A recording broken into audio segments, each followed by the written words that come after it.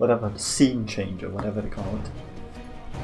I was fiddling around with OBS, so there's that. So in the top left we have, from PiGPan, we have dark minions. Lots of dark minions, as you can see. His drones are his minions, and in the bottom right we have the God of Salt and the God of Terran. We have QTclub's Dark.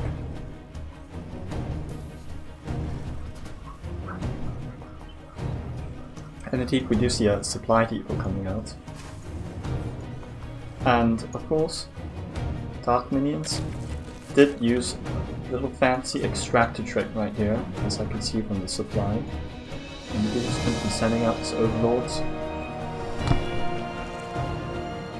And Dark is going to be building a barracks. I think it was a refinery first into barracks, probably. Actually, I didn't really notice. It's probably a gas first building. I think companies like this. Actually, I think it was a barracks first build. Anyhow. That trigger is going down for dark minions. This overlords is just going to have a little bit of fun. Being rallied across the map like this. He's sent on a live mission. And this is all of us when we're going to university, when we're going to find a job.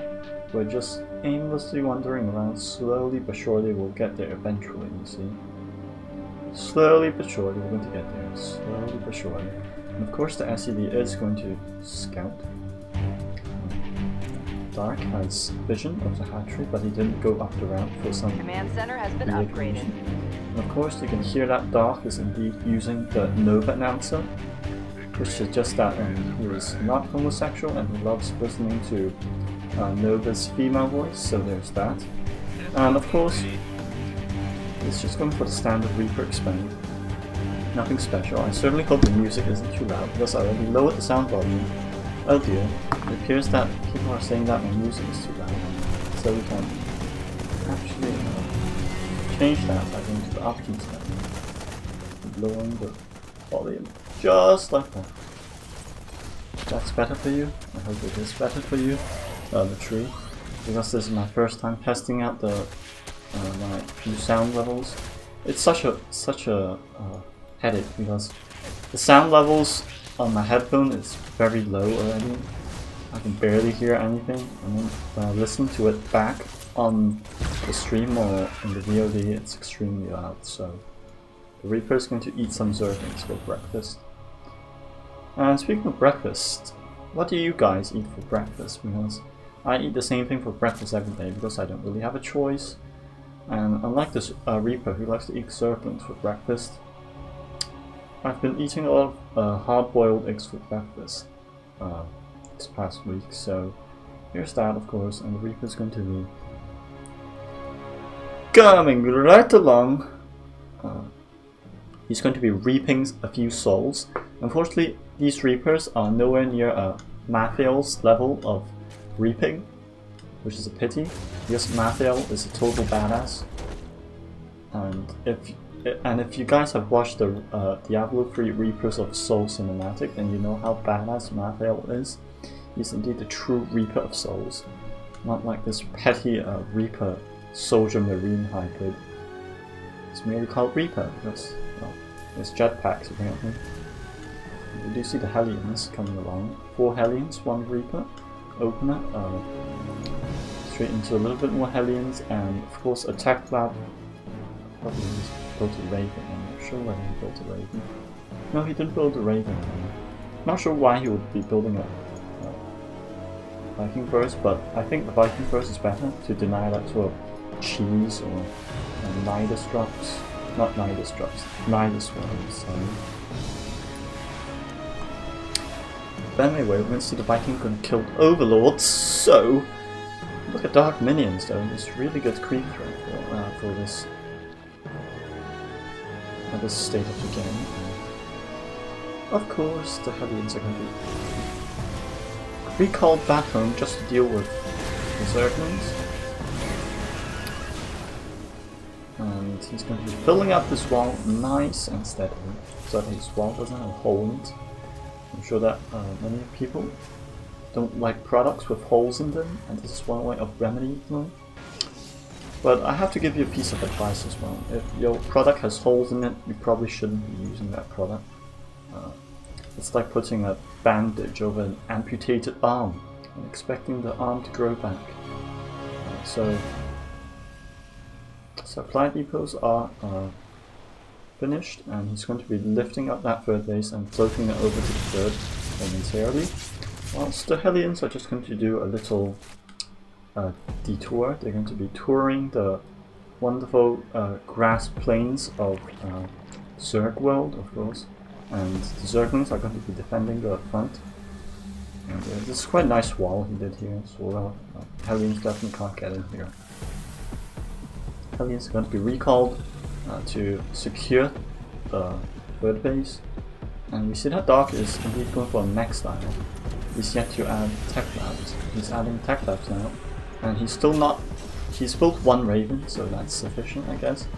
With the Ravens, if you launch a single anti-armor missile to a bunch of Zerglings and then follow up with Hellions, they can absolutely crush any Zerglings. And Boyer says, no, you don't need the eBay for the armory. You need it for turrets. I'm not sure what he's talking about there, but again, very distracting, as I said.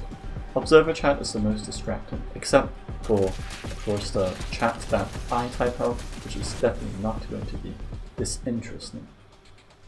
The roaches are going to be moving around. The roaches with their 4 legs. I think roaches are 4 legs. So we have the 4-legged roaches huddling along with the queens. The queens, I think, only have.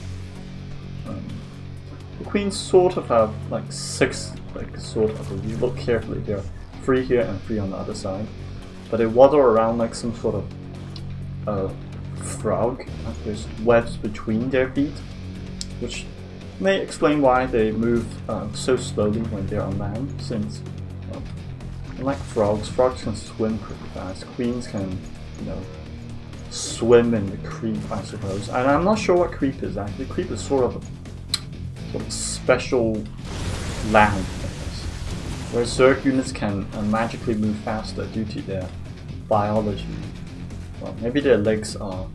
Maybe the coefficient of static friction is lower for Zerg units on creep. So there's that as well.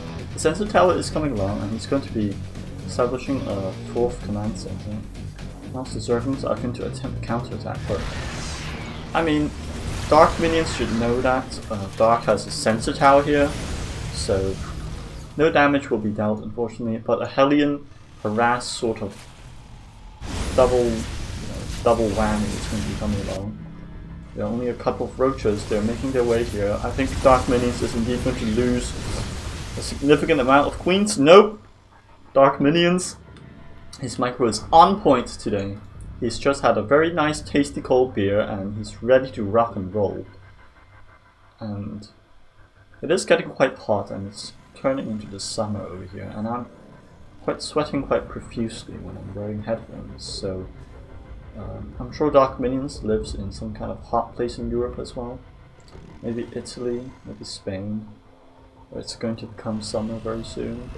He's preparing himself for that confrontation by buying a load of beer. And the roaches are going to be huddling along, and of course, once they touch land, suddenly their legs become very slow. Most curious biological phenomena. But I must say these roach skins look really awesome. But unfortunately, skins do not equal win in Starcraft 2, unlike some other games, League of Legends. And of course, a load of Ravages are going to be built, which would greatly drain all the gas reserves of Dark Minions. Ravages very good at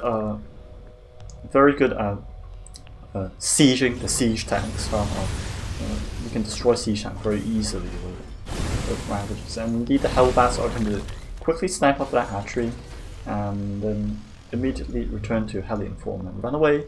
And indeed, Dark has the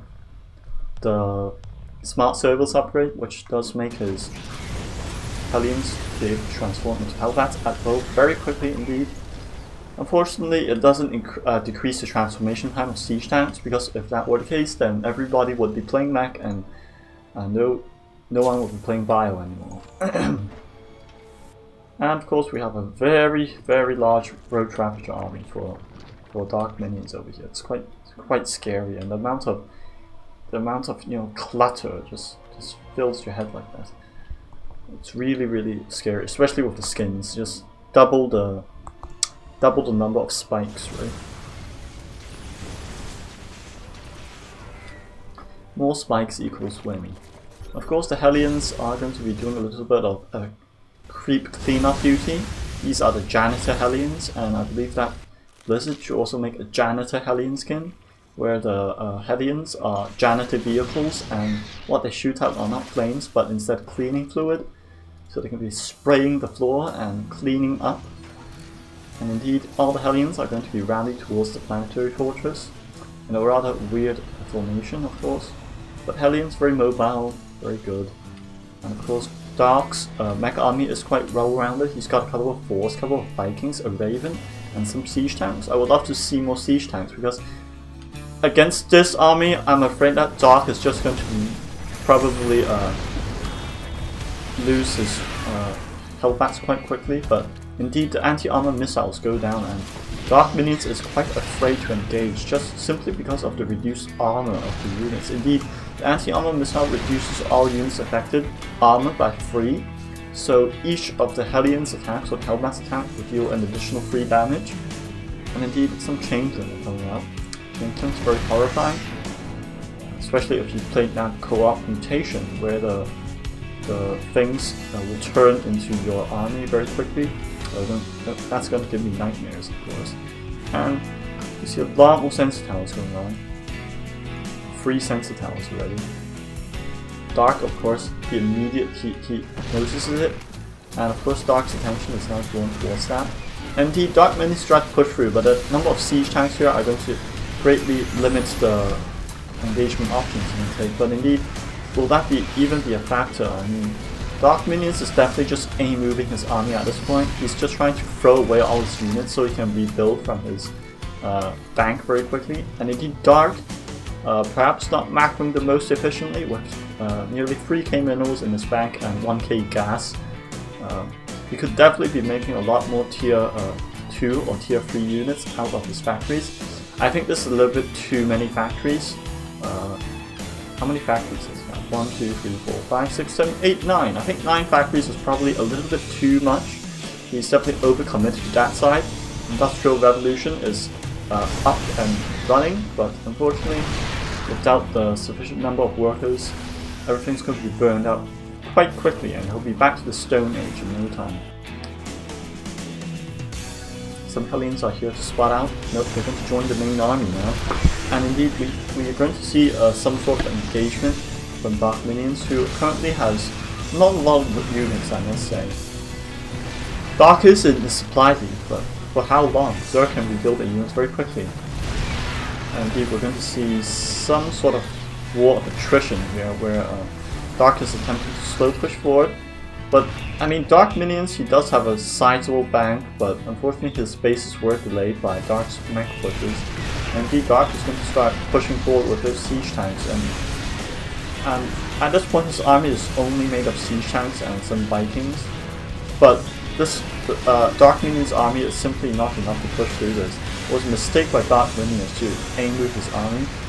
But of course, the best thing that Zerg players can do is indeed A-move their army with no splitting, because Zerg players do not know how to split, nor do Protoss players, of course. Indeed, Dark Minions is, of course, completely in the dark as to how many units Dark has. I'm sorry, I did not want to repeat that, but it had to be done. The sins had to be done. Indeed, the siege tanks are keep sieging forward, and indeed, if you look at the mini map, we already know that Dark actually has. The game's ended. Dark Minion realizes it. But what I was about to say is that Dark actually is establishing another base, so even if he lost that army, he could simply build up more and more units and more economy, so he would not have been lost there anyway. But anyhow. Gonna be seeing the next game coming up very soon. I believe this is a best of 5 or a best of 7, so we'll just have to wait and see what happens.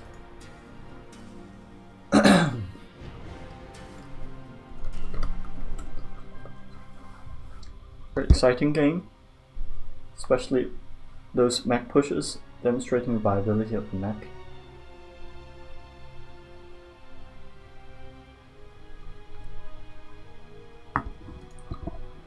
Most excellent. Let's have a look here.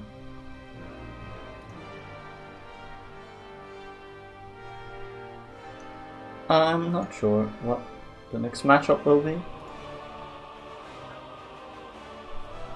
Who's playing next? Which I'll ask and we'll see in a minute.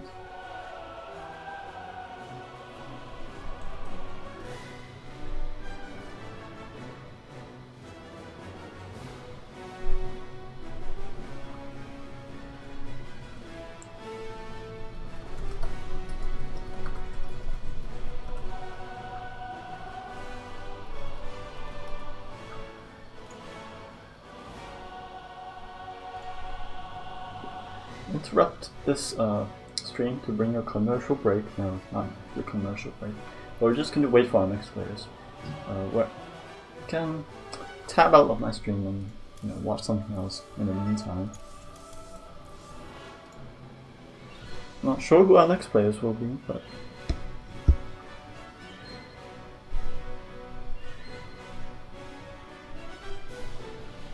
we should be starting up very soon. The joys of waiting.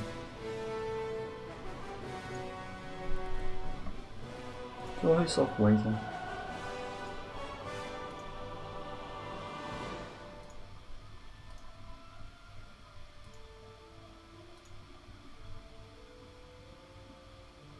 Our next map is going to be Eastwatch, picked by the PiGPan player, Vormint, will be up next.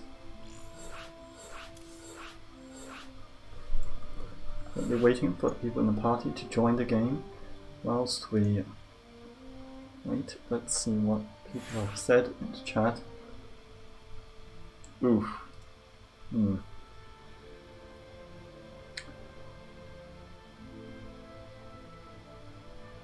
I believe this is some sort of an all-kill format, so we have let's tab over. We have Vormint from PiGPan versus Dark from the QTclub. Vormint is indeed also a Terran, like he's a Protoss player, or actually playing Terran, I'm not sure.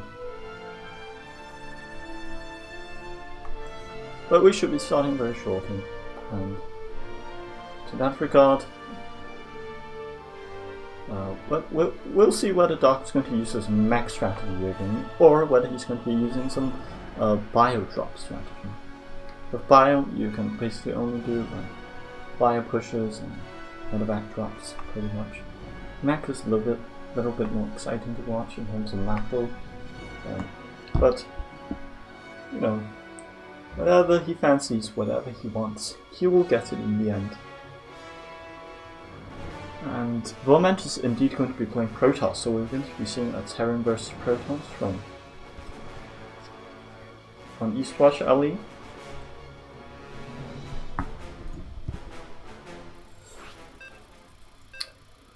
Oof. What else are we going to see? It's interesting, isn't it? Because Vormint is playing Protoss, and Protoss has a lot of different strategies with which to crush the opponent.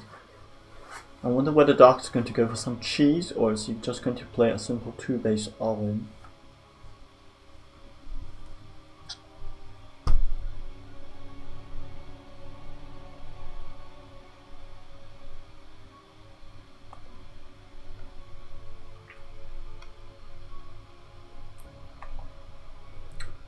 And we're going to be seeing soon that in the bottom left we have Vormint from PiGPan, PiGPan with the pig logo here, as you can see very clearly, And in the top right we have Dark again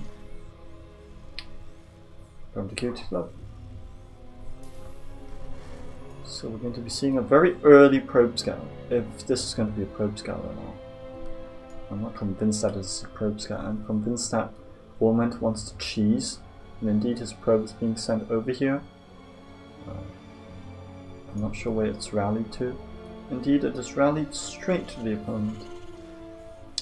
A very early scout, I must say, a very early scout.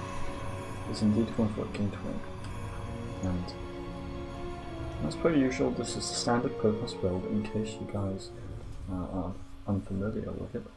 Except for the fact that this probe scout is quite early, which leads me to believe that he wants to steal the gas or do something cheesy. And indeed he's going to steal the gas. And taking away the second gas geyser for Terran means that they're not able to produce a factory as early and thus cannot produce Cyclones or Vikings as early. Cyclones being a very important part of the defense because Cyclones can kill Oracles relatively well. And by delaying the Terran's tech, Dark is going to do some kind of adaptation. He's going to improvise, perhaps. He's going to add on one more barracks, pump out a little bit more Marines. Not sure about that, but we'll see what he wants to do. And whatever he wants to do, he's going to do it. There's no one stopping him, and indeed we're going to be seeing, is that the next core? He's going to get a tech lab in this barracks. Very interesting, very interesting. I'm not sure what he's want. He's going to produce a marauder. Marauders, a most curious choice. He does, Bo7 does indeed have is mining from 2 gas guys right now. He's going to produce a Stalker. And I'm not sure what Dark is wanting to do, but he's going to be producing it on the barracks. But this is quite a late barracks in my opinion. Perhaps he wanted to build some marauders, I'm not sure about that choice. He's getting concussive shells, of course, as per usual. Indeed, the concussive shells allows the marauders to chase down Stalkers very easily, especially in the early game, and if the Protoss accidentally steps into the marauders' range, the Stalker will most probably die. And there's nothing that the Bo7 can do about it either. And indeed, Dark is going to send out his first 2 marauders with a Marine to attempt to apply some pressure on his Protoss opponent. And indeed, there's nothing out but 1 Stalker for Bo7. So the question is, what exactly is this small push going to do? I'm not sure. Perhaps he wants to snipe a Stalker and get straight back to his own base. But other than that, I cannot see any other plausible reason for him doing so. And indeed, Dark is going to be a complete potato. He's going to aim-move his Marines and Marauders for just a split second there, because everyone in QTclub is a potato, and indeed those 2 Stalkers go down immediately, and Dark is going to start applying pressure. He's going to focus the Cybernetics core indeed. And indeed, the problem with Marauders is that they deal a lot of damage to buildings, which are armored units. Unfortunately, that didn't really get anything done. He should have probably focus fired the pylon or something. That would have made Bo7 a little bit more, panicked. But the Stalker is coming out, and what exactly is Dark planning? He's going to be adding on 2 more barracks, so he now has 4 barracks in total, which is a beastie yikes, and he has a factory. And of course, we all know that he's going to be building blind missile turrets, as per the usual. Of course, he's going to be building the missile turret here, primarily to spot the observer, I would presume. Indeed, he still hasn't taken care of the simulator. Perhaps he's just too lazy to do that because he already has 2 gas geysers mining in the second base, and he's going to be adding on the starport and some more barracks. The combat shields is about to start, and indeed, I'm not sure. He only has stim and concussive shells, but using stim at this point in the game would be quite unwise due to the lack of medevac support. Indeed, we're going to see some third base coming up for Vorment, and sentries are going to just hang out and chill out here. As per the usual, nice and simple macro illustrated here by the master players. Indeed, the warp prism is indeed in its phasing mode, but it's not warping in anything, so it's not really being a warp prism. He's going to warp in a single adept, he's going to warp in 2 adepts, he's going to pick the adepts up straight into the base of Dark, he's going to do some harass with that. What he doesn't know is that Dark actually has a lot of bio units, If these bio units just stim, then they'll be able to kill warp prism. No problem. But no! Don't get a warp prism away, oh lord. These adepts are just sacrificed basically. And he can cancel the adept shade. He's splitting his units, very clever of him. Indeed, the adepts do shade, and Dark should realize that. He chooses not to stim. Notice there, he chooses not to stim to save life on the Marines. Indeed, whilst he was doing that, he also gets rid of the simulator, which was there previously. And I think that Vorment and Dark are both in a quite good position, but Dark has the supply lead in terms of parley, as you can see here. And if Dark just A moves right through here, then he should be able to crush his army with ease. Look at the number of marauders that Dark has. He has 7 marauders, and the rest are well upgraded Marines with a +1 attack. So this is a +1 attack timing, which Dark is utilizing to the fullest, but the observer is probably going to spot it. And indeed, Vorment is panicking now. He's trying to put up force fields, but even force fields cannot detract the bio armor. But the force fields were very well placed and will manage to zone out a large amount of the bio armor. But what Dark needs to do is just simply pick up a nuke, or he could have sniped an immortal or something. It looks like the cost efficiency of the Protoss units is actually going to win out here, because well, Protoss is a move. Notice how Vorment actually had to micro, he had to put some force fields out. If he didn't put those force fields out, I'm 100% convinced that he would have lost the game just there and then. But Vorment, a very able Protoss player, he's going to simply march across the map with his gigantic immortal army. And of course there's Warp Prism for warping in reinforcements. Indeed, it looks like Dark really has nothing at home except for a reasonable chunk of bio units. But again, if Vorment places his force fields, all his sentries will actually destroy it. So the problem with this is some sentries are coming up, yes, but these sentries are not that full on energy yet.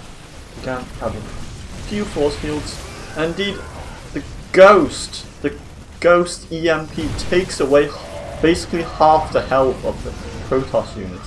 But is it enough? I'm not convinced that it is enough, because just look at the amount of Protoss units there are.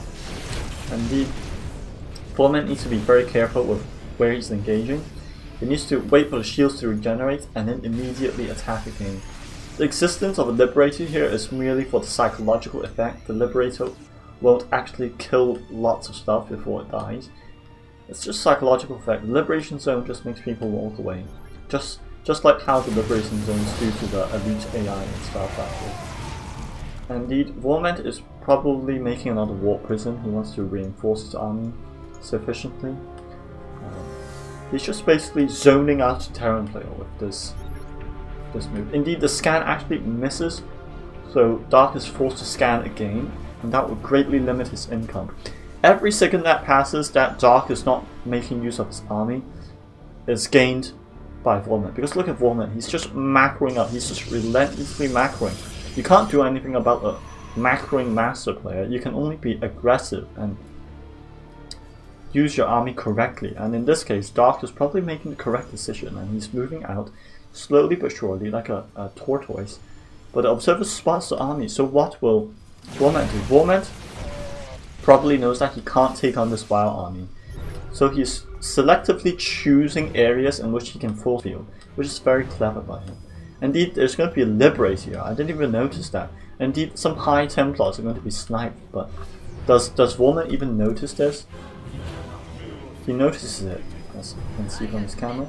Indeed, we do see the Depths trying to do some kind of harassment, but indeed, Dark is all over the place, and each second that he is not attacking, again as I said, Torment is going to win if Dark doesn't attack sooner or later. Liberators are going to be pushing in, and indeed the Storms are going to kill the Marines, and the Liberators are going to be taken out very quickly. Indeed, I do not think this is enough for Dark. Warman's army is just crushing through Dark's fire army, and the Immortals are just tearing apart the Marauders, and the Marauders, well, they're basically pieces of paper when they face Immortals. Because Immortals, if you don't know, they do extra damage against armored units, and Marauders are in fact armored units. Indeed, we do see a Stalker warp in, but unfortunately that sort of failed, I guess. But indeed, Bo7 now has the Warp Prison here, and against a 3, even 4 base Protoss, what is Dark going to do? He's just established his 3rd base, but Bo7 has been mining from that base mining from his 3rd base for a very, very long time. And Bo7 is simply just going to completely overrun this Bio Army. If Bo7 just A moves, he doesn't need to do anything, he can keep his hands off the keyboard, he can just A move through this, and it shall be a victory for him nonetheless. Immortals versus SCV, and of course, Dark decides to BM a little bit and pauses the game before he taps out. Very nice little Avila move there. So that will be game 2.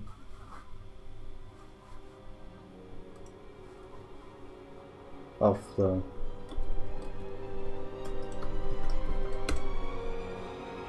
the PiGPan versus QTclub. Sorry, I was typing there.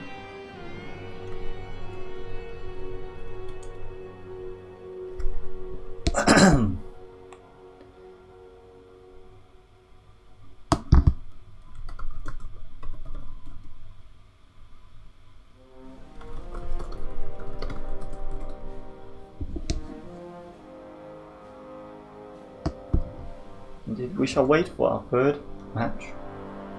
Will be someone else from the QTclub versus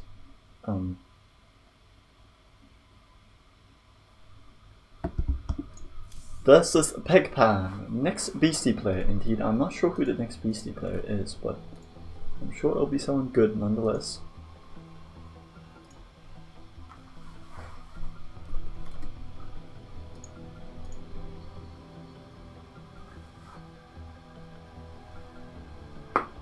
It is indeed 1-1 right now. QTclub versus PiGPan 1-1. The current score is 1-1.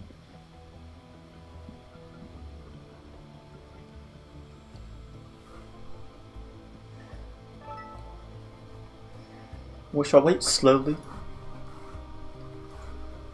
Of course, we do see I'm not sure who's going to be picking the next map.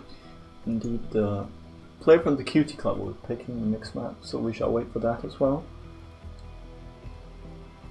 Indeed, Catalyst and Eastwatch have already been chosen, and thus no one's going to be choosing that map again.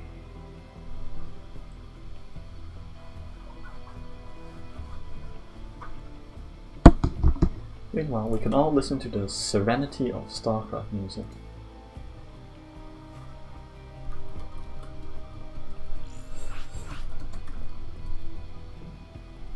Not exactly good.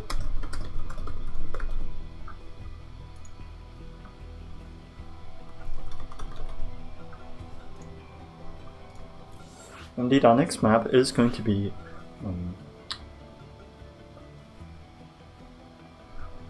let's have a look. It's going to be Black-Pink, are we? You know, if you're a painter, you would wonder what happens when you mix the colors black and pink together.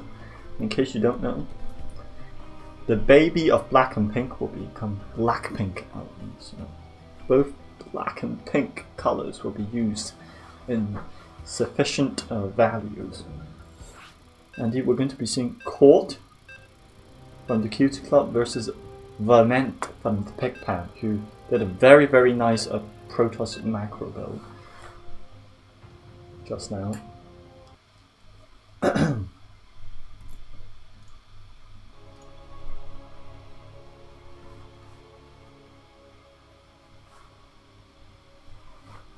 Hello Rakirian, welcome to the chat, welcome to the stream, and welcome to where all your dreams are born and destroyed, which is Starcraft 2.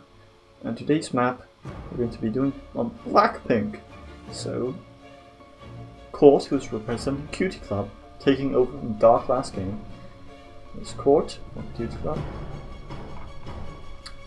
And in the top left, top right, we have Bo7 from PiGPan, who just showed us that he can actually pull off a very nice macro strategy.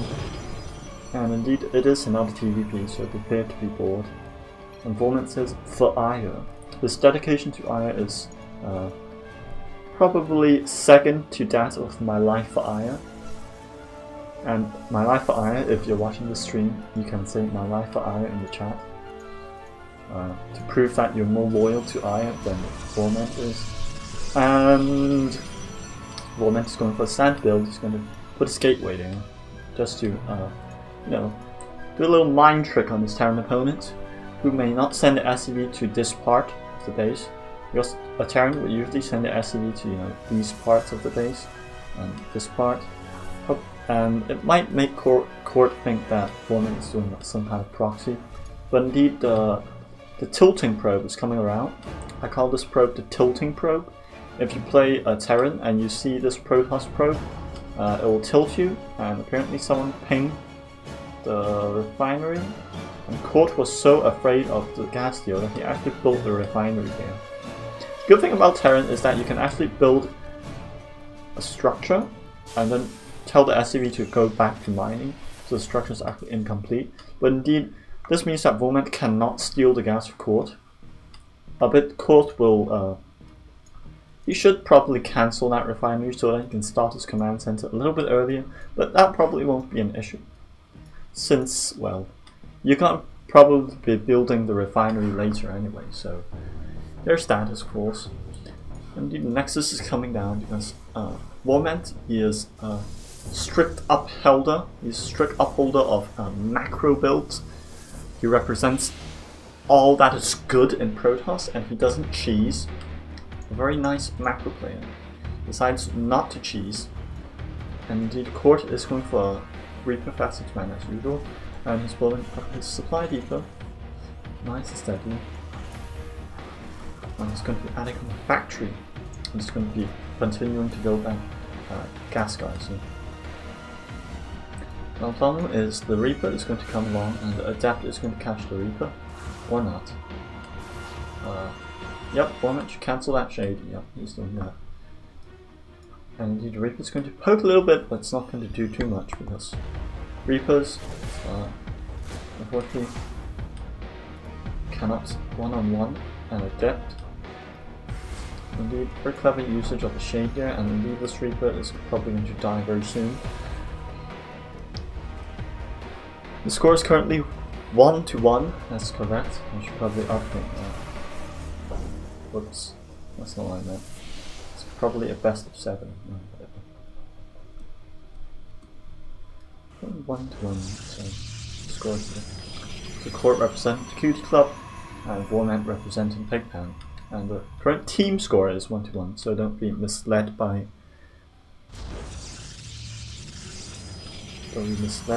this. Welcome to the stream, Zarilius. I mean Prosties Laos. Good lord, you have multiple Twitch accounts. It's really giving me a headache, my dear. Indeed, Bo7's going straight for the robotics into disruptor drops. Potential disruptor drops incoming. We all have PCX in the chat as well. Robotics Bay, come on. Come on, what is this? What is this? Bo7, I wanted you to play a macro build, not some cheesy disruptor drops. Yikes. The disruptor drops are going to be horrible in this scenario. I mean, Court is going to be in quite a horrible situation. He's building Hellions, and these Hellions definitely cannot attack Warp Prisms. So it's definitely a big yikes. Can't emphasize that enough. It's going to be a massive yikes. And indeed, well, what do we see? Are we really seeing disruptor drops? No, it appears that Vormet is actually going for Colossi with extended thermal lance. This is very scary indeed. Court only has Hellions and Marines, and Vormet just produced his first Colossi and is getting extended thermal lance, which is going to be completed in quite a short period of time. Are we going to see a early, maybe 2 or 3 Colossi push by Vormet? This is very scary indeed. Court is not prepared for this. A tank, really? A tank does outrange Colossi, that's important to know, but the addition of a couple of Immortals probably will negate that advantage. Indeed, Vormet is going to be producing more and more Colossi, and I certainly hope Court isn't going full beastie mode and going mech versus Protoss. Nope. Court is indeed going for the standard barracks and bio build. And what exactly is he going to be producing from the starport? Probably medevacs.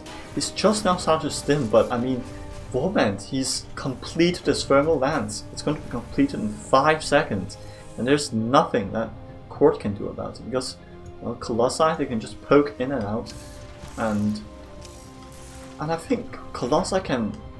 No, they can't actually step up to this cliff. I was saying if they could step up to this cliff, then that would be quite overpowered. But nevertheless, if the Colossi just, move in, the Marines aren't going to be doing too much damage. And with the addition of an Immortal here and a lot of Adepts, this is going to be quite disgusting to watch. Note that whilst the supplies may look very even, with Court maybe even in the supply lead, the problem with Protoss units like Colossi with extended thermal lance is that it's extremely cost efficient, especially at poking, and it looks like Resonating Blades is actually going to be completing in a few seconds, and it is completed now, so the Adepts do have increased attack speed. This is going to be very scary to watch.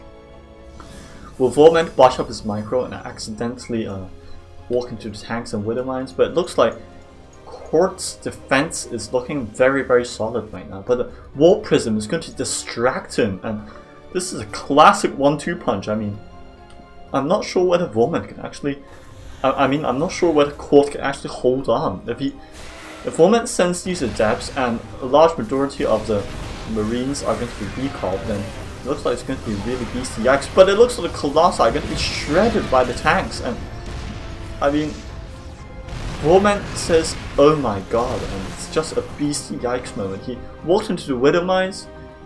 I mean, yes, the Adepts are doing a lot of damage, but simultaneously the Liberator is just dealing a lot of damage, and indeed 9 probes have been killed, but 13 SCVs have been destroyed as well. But was that good enough for Vormet? I don't think so. I don't think his early extended thermal lance, a gamble, actually paid off, and indeed he realizes this and he's immediately establishing a 3rd base. But I mean, Court has a huge army, so he's got so many tanks. If Court just unsieges all these tanks, immediately moves here and starts slow pushing, there's nothing that Vormet can actually do because he actually has, well, no army. He's only got this, and this is not terrifying against this. Come on, just tell me.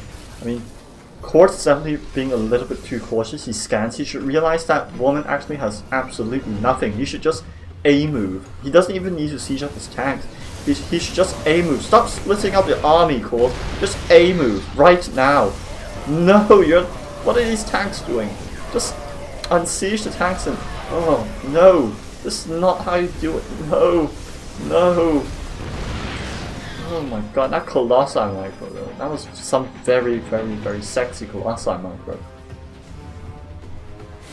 But Court, unfortunately, he just pulled a beastie potato. He just pulled a beastie yikes.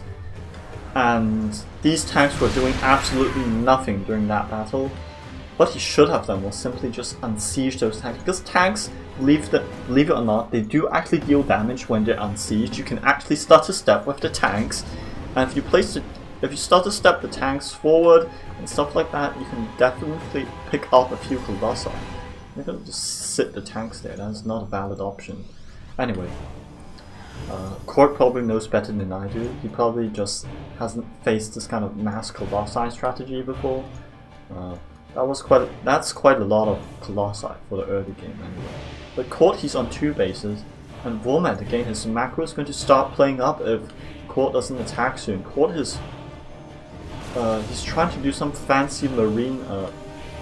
He's trying to do some fancy marine marauder medevac drop, but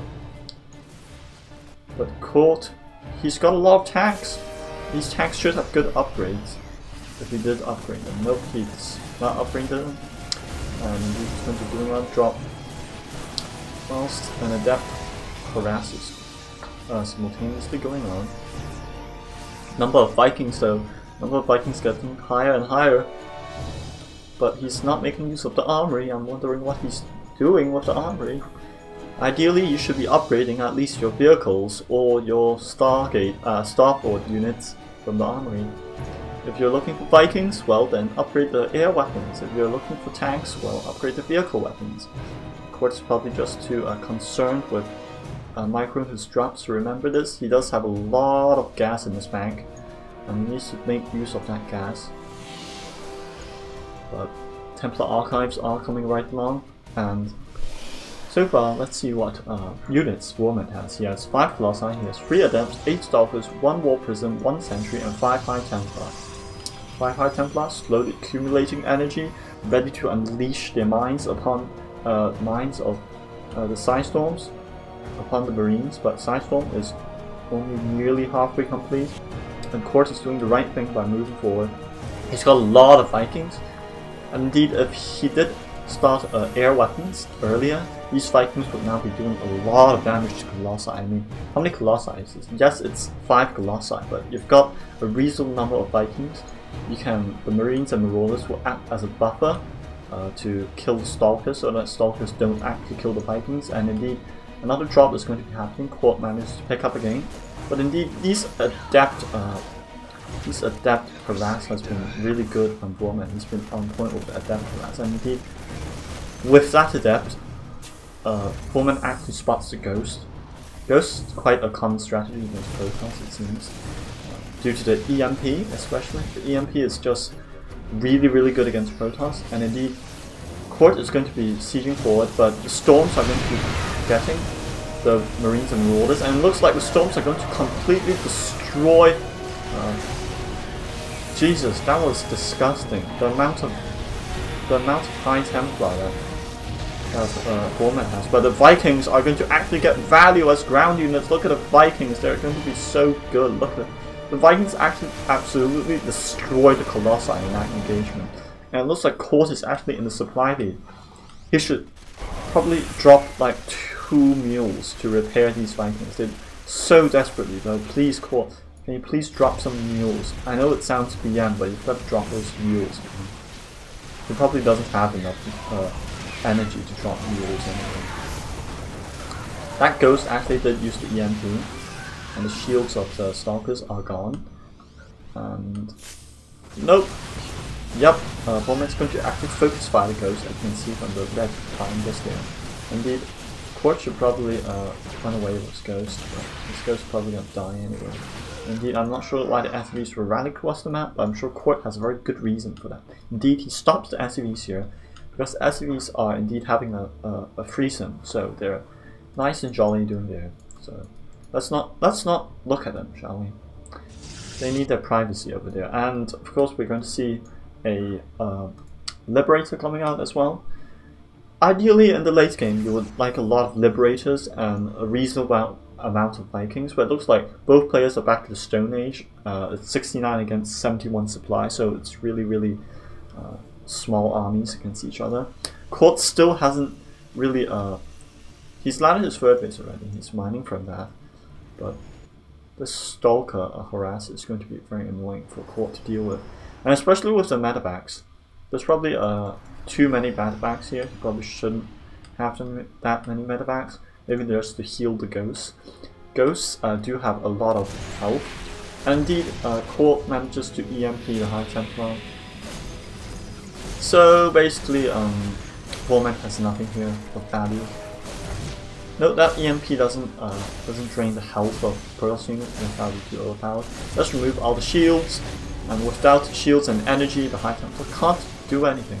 Unless you want to use the High Templar's auto attack, which I'm sure is very powerful. I mean, a master of psi, a master of psionic powers. I'm sure the PiGPan plus basic attack is good enough to do that. But indeed, the Stalkers are going to chase down the medevacs, but the medevacs are going to pick up quite promptly, and Court is going to do a drop here as well, and it's completely wrecking Vorment's mineral mines. The Viking is going to land and do some harass as well, but Court is really on point with his map awareness, and even with 3 bases, he's able to out-macro and out-micro and outsmart his Protoss opponent, who has 4 bases. And at this point, I feel like Vorment simply doesn't have enough to compete with Court. But I mean, the amount of SCVs that I'm not sure what happened here. Oh, he actually lifted and landed the base. I actually didn't notice that. Well, that was my fault then.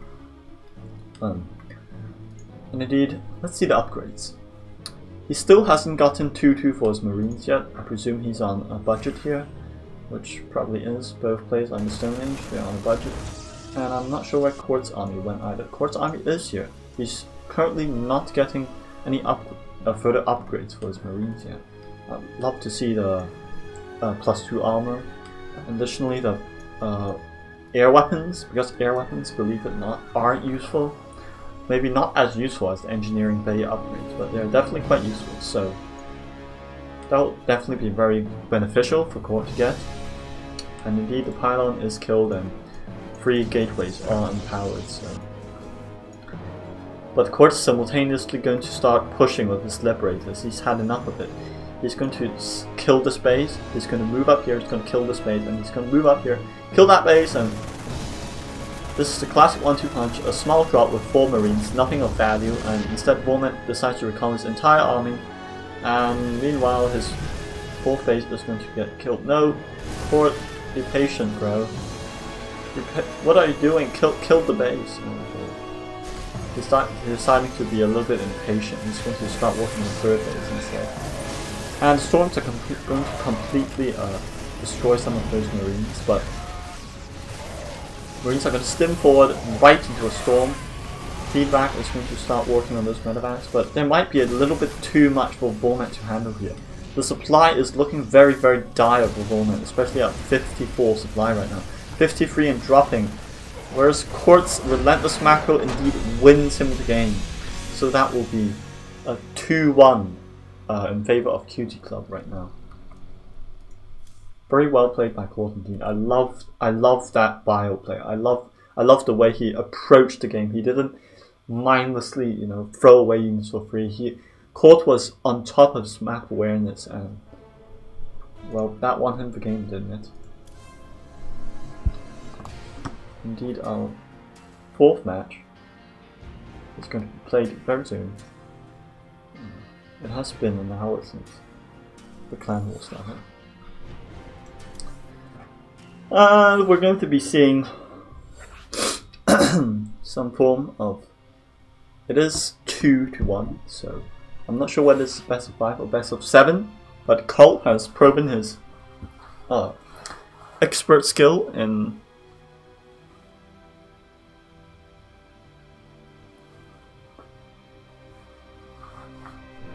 bio, so we shall see whether he's going to be doing that.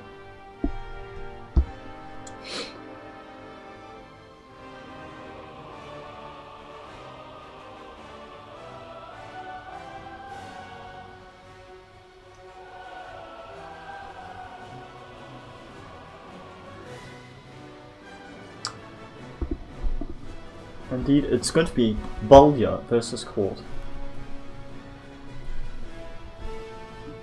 As you can see here, and we're going to be starting up in a few minutes probably, hopefully. Bolya is ready and Court is going to be ready in a few moments as well. Court is a Master 2 Terran. I really like his approach to the game. Very sensible, very on point with his map awareness, and overall a very good player as well.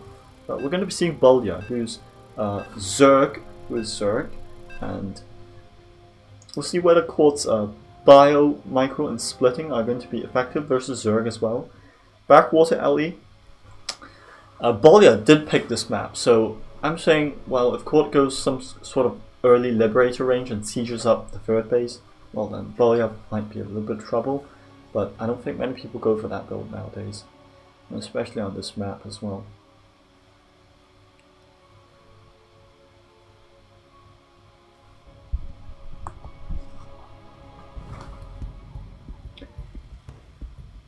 Let's see. So,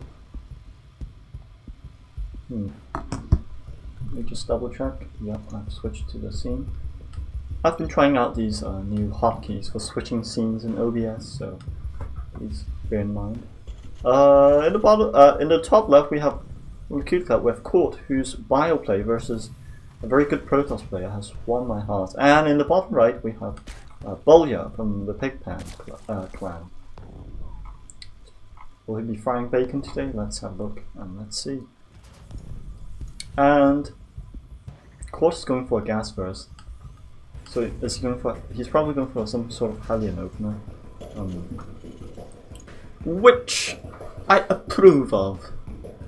The yikes Hellions, which can do massive damage to drones and Zerglings alike. Indeed, we're going to be seeing a pull first. Nothing special, nothing cheesy. As expected of massive players, which sometimes I find that that's why Gold League and below games are more fun to watch, more fun to cast. Master players are very standard on the point, but will we see Quartz byway, or is he going to go macro? We'll see in a bit, you know. Let everything play out by itself.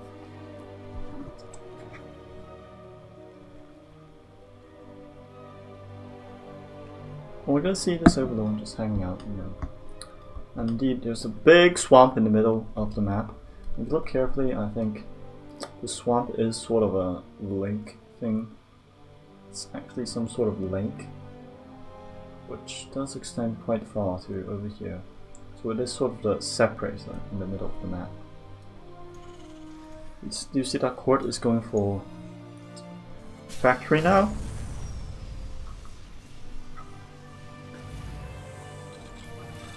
Indeed, the SCP is going to be hanging out here.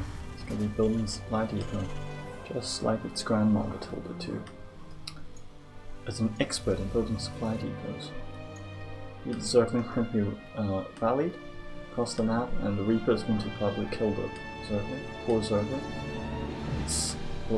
Its life is determined by whether a Reaper kills it or not. And we're going to see Zergling, you know, chewed up by the Reaper's twin pistols. And unfortunately the Zergling does not kill the SCV. That would have been quite an annoyance here as well. And indeed Bo7 is just continuing to do the Zerg thing. He's going to be getting Zergling speed, and he's going to be utilizing, you know, some form of Zerg macro against his opponent.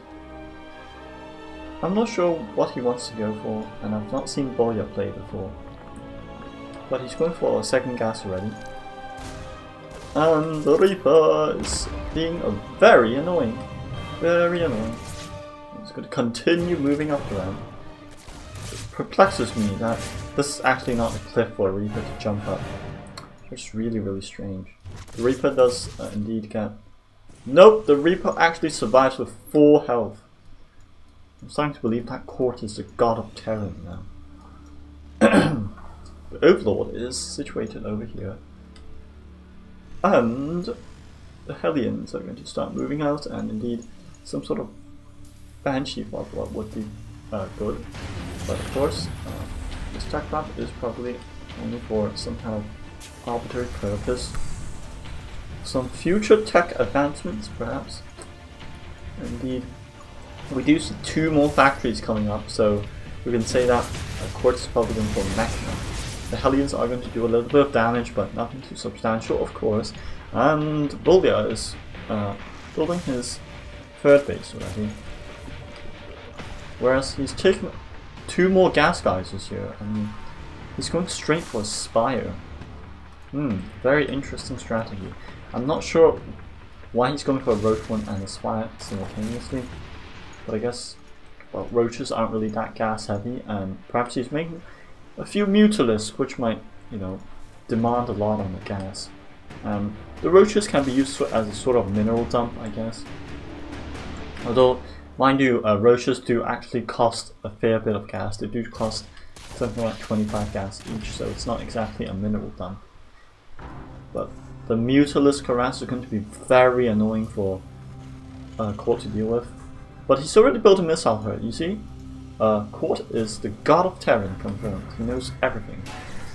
I'm not sure whether he's actually scouted the spy. He's actually not scouted the spy, he's just building a missile turret blind. Not actually blind, but he actually knows that Warrior is probably going for some Spire units, so that's probably why he builds it. An infestation pit's coming along, followed by 2 evolution chambers. So we can immediately see that Bolya is not one for cheese. He's going straight for all the tech he wants. He's getting out Mutalisks, and these Mutalisks look absolutely horrendous with their skins. They just look artificially bigger. It's nothing to laugh at. No wonder skins are banned in tournaments. This is really, really distracting. And the Hellions are going to be annoying the queens. The Hellion Queen dance, as we call it.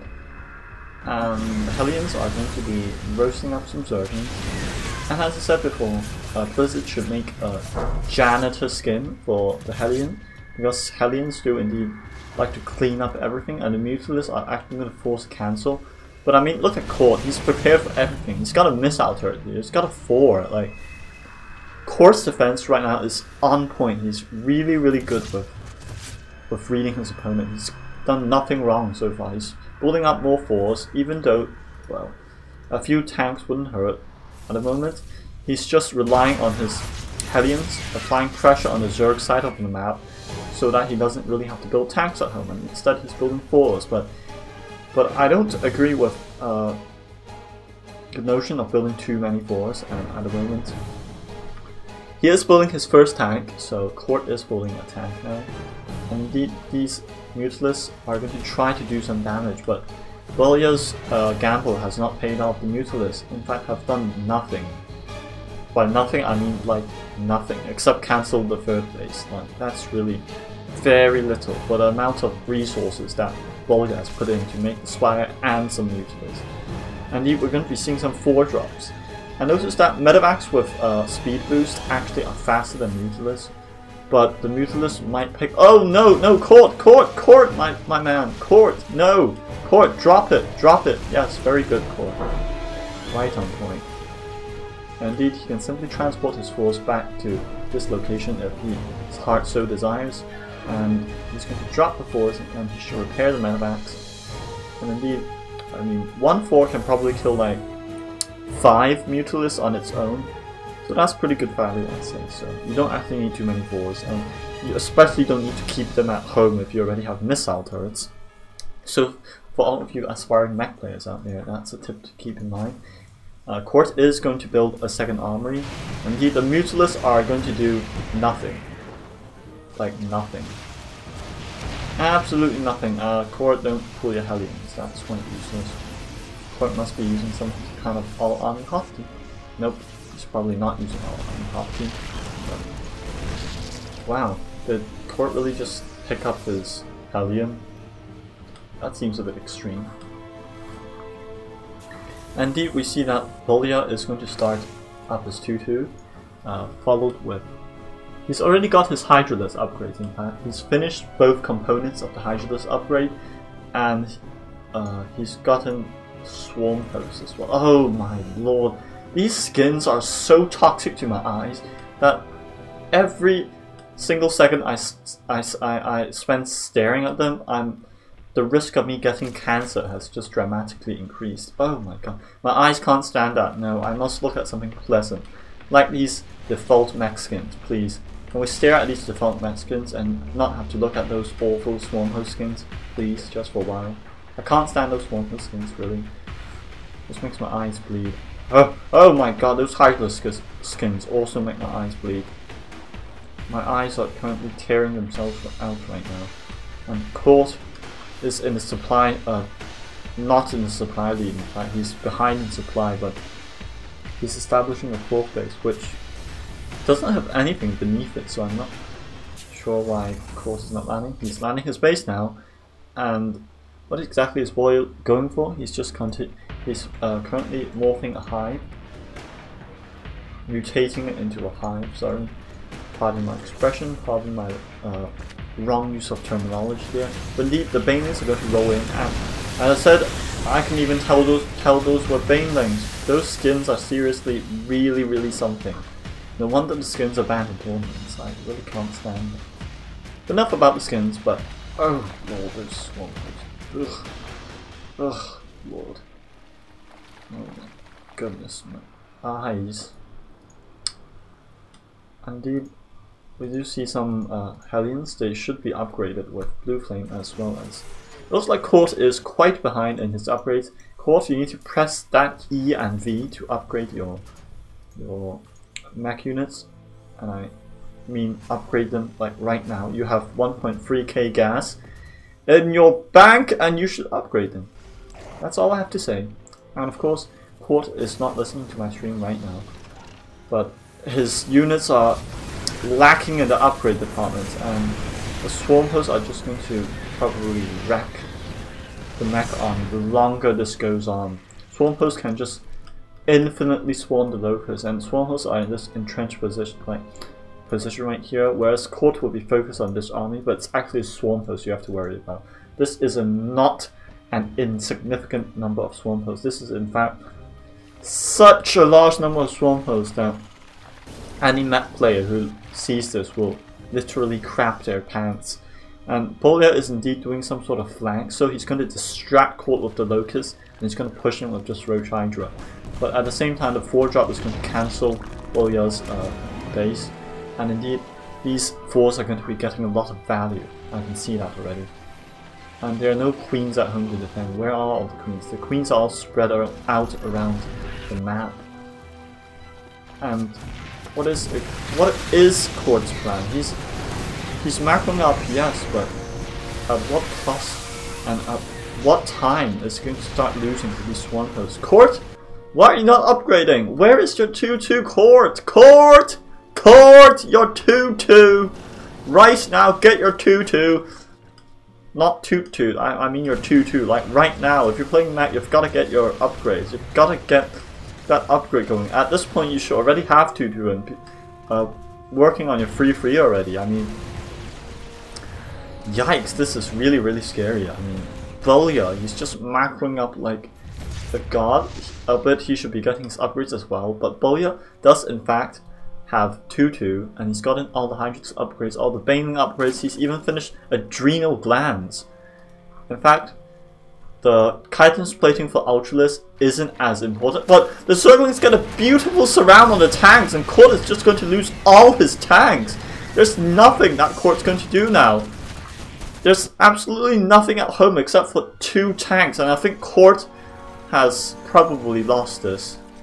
If Bolia makes the correct move and move his entire army across the map, and yes, he will be able to win very quickly, but Bolia is being too cautious, and the Ultralisk should in fact buffer for the Banelings. The Banelings will roll in, Ultralisk will follow up, and the Swarm Host will completely swarm this non-existent army of Court's.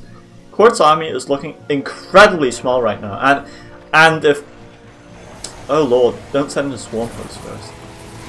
Swarm Hosts are going to be swarming Locusts, but at this point the game is completely done, and even pulling his SCVs, Court is not going to make a comeback. I can predict it, ladies and gentlemen. I'm the predictor of the future based on current statistics. And Bolia, as you can see, that supply just jumps straight back up to maximum supply because of the nature of Zerg. And I mean, Court, yes, he's got a hidden base here, it's not doing anything. But that critical mistake in the middle of the map where the Zerglings with Adrenal Glands caught a surround on like 7 to 8 siege tanks, I think that was a turning point. And indeed, Terran macro is very frustrating to get up and running, but Court does seem to have a reasonable amount of tanks here. But the creep is spread all over the map, and these swarm hosts here are just going to absolutely wreck Court's economy. Court's got nothing. He can't move his entire mech army back here just because of some swarm host. And indeed, the Liberators are actually going to be forced to defend these swarm hosts. But at what cost? I mean, Bolia is all over the map. This creep spread is incredible, and the locusts are just going to destroy everything slowly but surely.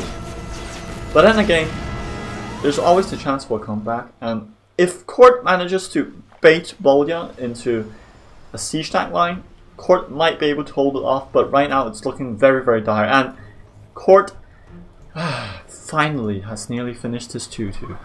That feels good, feels good. I was a minute or two late. That's very unfortunate. Liberators, unfortunately, are not really that good against Hydra army and Swarmhost army. And Court, unfortunately, he's cornered his entire army into the bottom left, and I'm afraid this is all over for Court. Court demonstrated a very, very good map awareness in the game previously, but Bolya here showed that he's even better at Court than map awareness, and I must say that was very well played and very well executed by both players. But Bolya, my man, you are the next Zerg god. Man, that was an exciting game to watch. Oof, macro. More macro for me.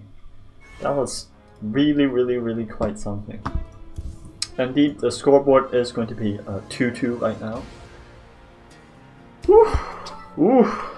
Ladies and gentlemen, that was a very, very, very exciting game to watch.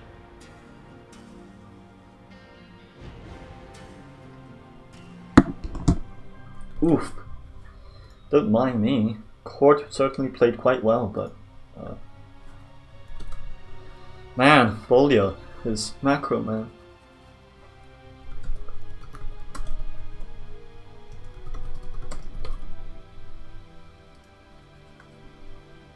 Oof. I need to take a break after that, don't I?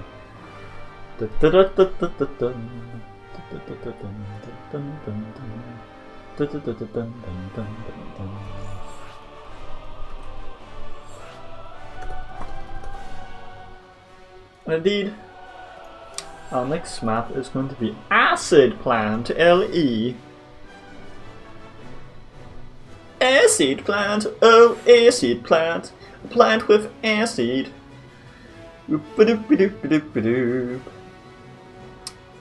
TNT. We have that's one of the spectators, but it's going to be Bolya. I'm really excited to see Bolya play a game. God damn, Bolya is the next Snoot, ladies and gentlemen. He's such a good Zerg. Oh, Bolya. And we have Max from the QTclub, who unfortunately I think is going to have a very, very, very hard time against Bolya. Bolya is going to be the dominator here. I can feel it already. I can feel it in my bones, ladies and gentlemen. But then again, we're going to see what Max can pull off. And indeed, this final, I'm not sure whether the Clan War is a best of 5 or best of 7, but this is going to be a Zerg versus Protoss, something we haven't seen today.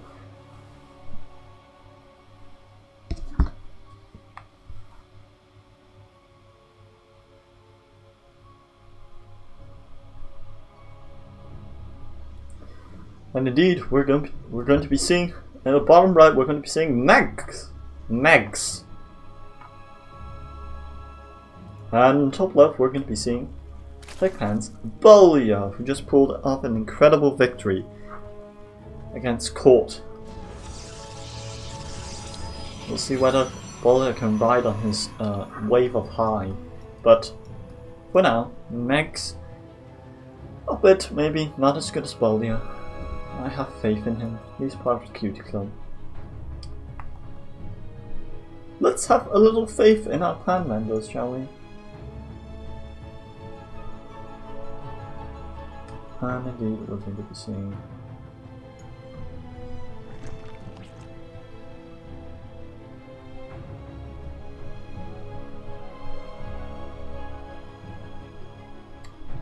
if I'm not mistaken, it is indeed a 2-2. So I shall update the scoreboard like that. And let's see what happens with Megs. He's going to be going for Forge first though. Very interesting. Megs, what are you doing, my man? What are you doing? What are you doing? What is this Forge for? What are you doing? Why did you build the Forge? Nope, he's not going for a Cannon Rush. I hope so. Nope, he built a Nexus. Of course he's not going for a Cannon Rush, you Dunbo, you stupid potato. What am I talking about? Good lord. He's just going to get an early Forge, just in case Bolya decides to circling rush him, of course. How sad, I wanted to see something cheesy today. This classic example of confirmation bias, which you should not practice, ladies and gentlemen. Simply because confirmation bias is not good for your logical and critical thinking in the long run. But nevertheless, let's have a look at what Bolya is going to do. He's starting up circling speed, and Cybernetic score is coming out.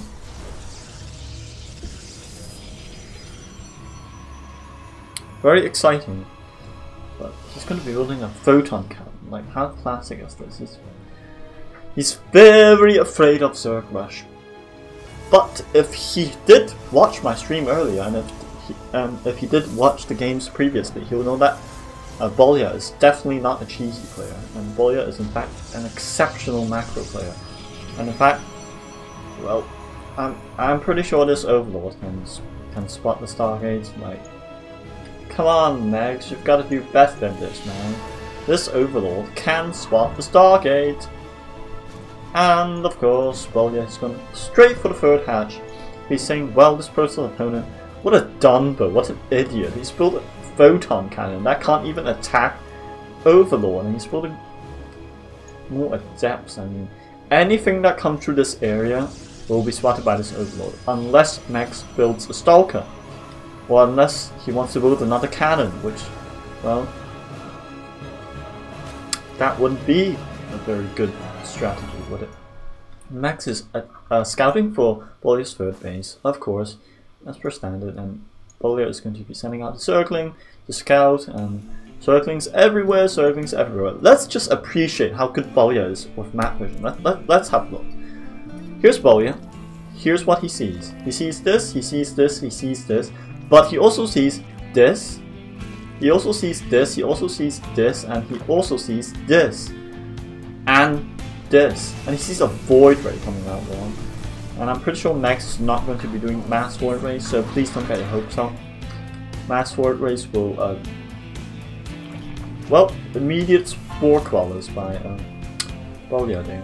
But as I was talking about, we're not going to be seeing mass Void Rays because mass Void Rays would die to Hydralisk very easily. And indeed, we're going to be seeing Bane Laners. I mean, at this point, Bolya knows that Max is probably going to be producing one Void Ray just to get rid of those Overlords, and indeed Max is going to spot that Overlord, is going to kill it. And I mean, Bolya's map awareness and his map vision right now is just so much better than Max. This is the difference between a Master 3 and a Master 2 or 1 player. Bolya is going to continue doing his stuff, and he's got Queen here, he's got some creep, and he's going to be starting off with Roach Warren, and so on and so forth. Indeed, Max is choosing to go, well, let's go for some Immortals and some Charge Lots. Why not? Why the hell not?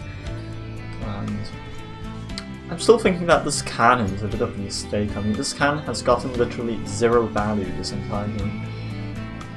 Max, man, my man, you probably should watch, if you're playing in the Clan War, you should probably watch some of the games beforehand to get a better understanding of, the... No! Please don't tell me this Immortal is stuck. No! No! No! This Immortal is stuck! No! No! No! No! No! No! Oh, Max, you're building another Immortal, but do you know that your Immortal is actually stuck? Ugh!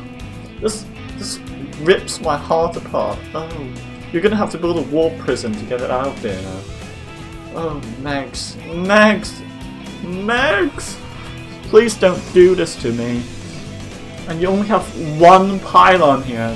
Ladies and gentlemen, Megs only has one. Oh, no, the immortals can't actually go. Oh, I'm a dumb bro. Oh my god, I just pulled a potato so hard that I'm not eating potatoes for the rest of my life now. But seriously, that is really misleading. Look at this outline for the gateway. Look at this outline. And when we look at the immortal, it looks like the immortal is too big, doesn't it? Oh, what on earth? Gee, what? What?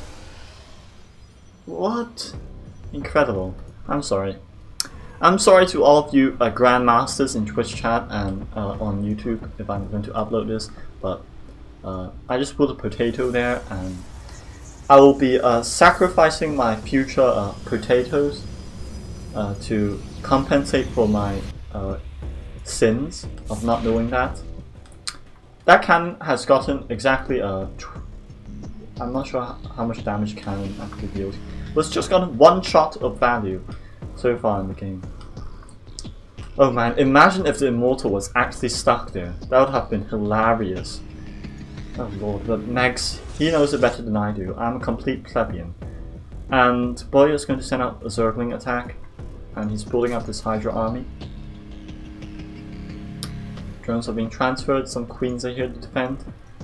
Very well executed, and as usual, Boya's map vision is still so good. Look, he has perfect vision across the side of the map, and he knows where everything's going to be. Meg's maybe a little bit more limited. I mean, look at Meg's vision. He's just got vision of these 3 bases and nothing else.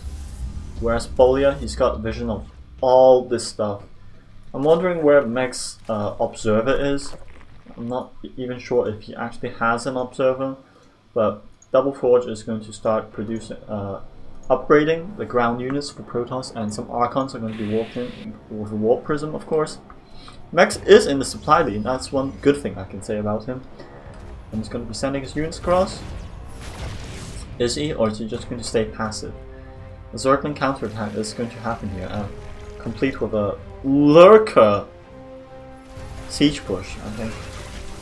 But no, that Megs doesn't have a single observer. Let's just see here. Megs, 69 probes, 16 zealots, 6 immortals, 4 archons, 3 adepts, 1 void ray, 1 sentry, 3 high templar, and 0 observers. I certainly hope he's producing observers now. Nope. I mean, does Megs even have vision of... Look, Megs has no vision of Zerg space. He has absolutely no idea what the Zerg is doing. And I've absolutely... Oh no, Megs! Those are lurkers. You can't just run in there, and lurkers do absolutely massive amounts of damage to immortals as well. You've got to produce an observer. Look at the production tab. Megs is still not producing observers. He's producing his first observer now. That was a very, very bad engage for Megs indeed. He lost a huge part of his army just by walking through those lurkers. Oh my lord. Banelings are going to be rolling in, but there are only a couple of probes here. And the cannons are actually going to be getting value. Yep, very nice. Very nice. But Bolia, he's going to be pushing forward with the lurkers, and I mean... No! Megs, you need to be very careful about this. Actually, Megs has gotten rid of most of the lurkers, but he still doesn't understand that there are a couple of lurkers here. But he does have an observer now, which is much better than before. But Megs needs to be very careful about how he's going to approach this, because he's warping a lot of zealots. But Bolia, he's got a lot of economy. And if you look at the income tab, I mean, if you look at the income here, it's basically even, but Bolia is mining a little bit more gas, and Bolia actually has more workers, and Megs is slightly behind on a little bit of everything, I think. But again, Bolia is going to warp in, I mean not warp in, he's going to morph in a couple more lurkers, and this Hydralisk is doing an awkward dance of, you know, mating with the soon-to-be lurker. And we're going to see that Max does indeed have more observers now. He actually has 2 observers, which is infinite percentage increase over the number of observers he had 5 minutes before, which was 0. So 0 cannot be multiplied to create 1, so actually that's sort of a paradox. I've never really understood these mathematical paradoxes. Really hard to understand these abstract concepts. But Bolia, he's going to do a massive circling counterattack. Do these circlings have adrenal gland? Let's have a look. These circlings do not have adrenal glands, so they're not going to be as deadly, unlike the game before. Indeed, Max is going to be forced to recall his entire army, and the lurkers should be made short work of if he storms them 3 times, and unfortunately the lurkers are still not got rid of it. And actually Max has 0 army now. These lurkers just kill everything. I mean, yes, you've got a cannon, yes, you've got an observer, but man, you can't just warp in high Templar. You need to make more immortals. Are you making immortals? Good. Yes, the immortals should be coming out very soon, but unlike siege tanks, lurkers actually can attack if you're very close to them, so unfortunately that is not very good for Max. And looking at the supply, it looks like Max is going to suffer quite the traumatic event by lurker rushes. Not lurker rush, it's just a plain old simple lurker push.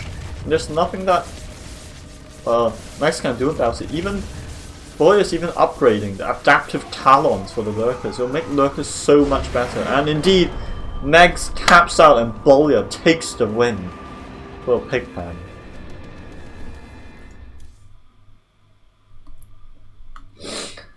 Ooh, Lord, that was very, very intense. That was definitely one of the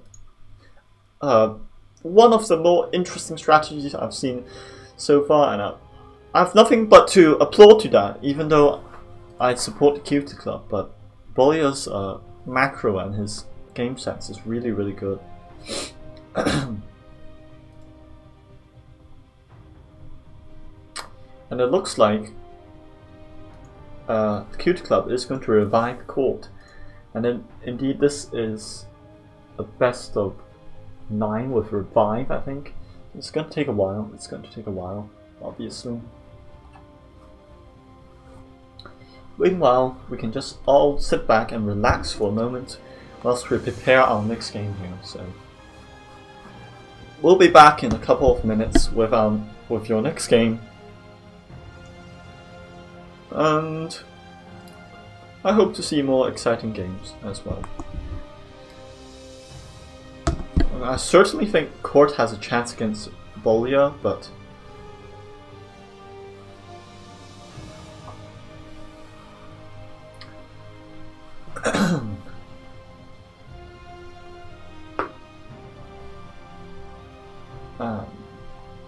we'll be back soon.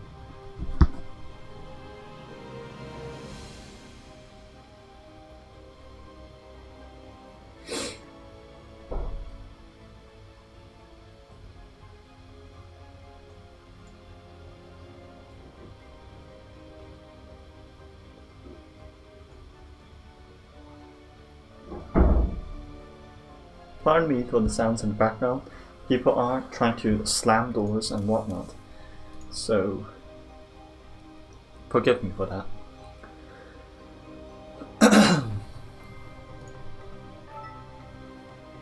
And indeed, this is going to be probably a best of 7, I think.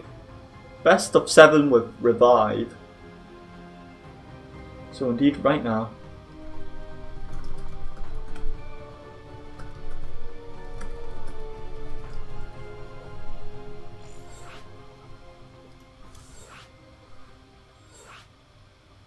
and indeed, I've just confirmed that this is a best of 7. So currently the scoreboard is 3-2 in favor of PiGPan. And with that in mind, the first team to reach 4 points will indeed be deemed the victor. So if Court manages to, do a reverse, win 2 more games for QTclub without losing, then it will be a victory for QTclub. But if PiGPan manages to win only one more game, then they shall win instead. It's that simple, it's that easy. Tournament and game brackets should never be hard to understand. I've never understood very complex game brackets, but then again, it should be simple and easy to understand. And spectators should know exactly what's going on at all times.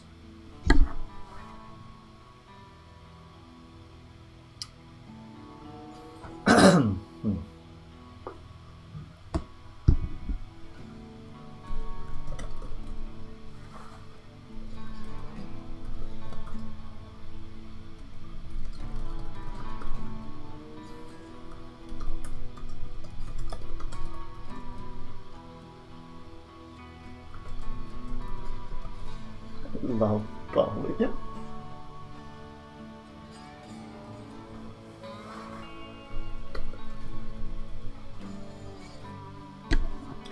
Huh.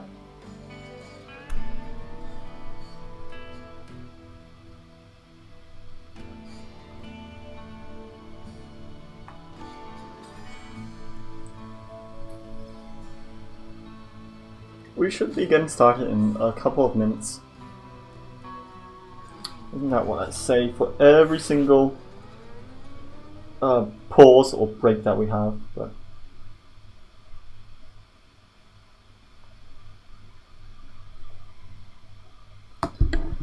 I'm wondering to see. It is, I think, a rematch between Bolya and Court, if I'm not mistaken.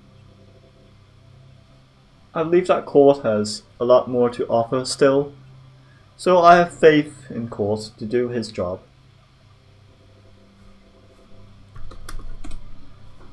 But what we're going to see from Bolya now, we're going to be seeing our potentially last match on a Biogenesis LE, in fact.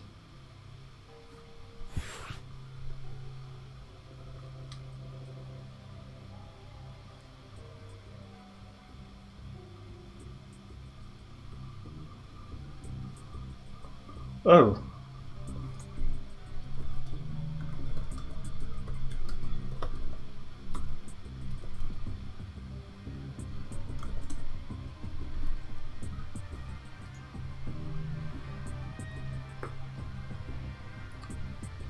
Indeed, we're going to be seeing a rematch between Court and Bolya now. I'm very excited for this, definitely.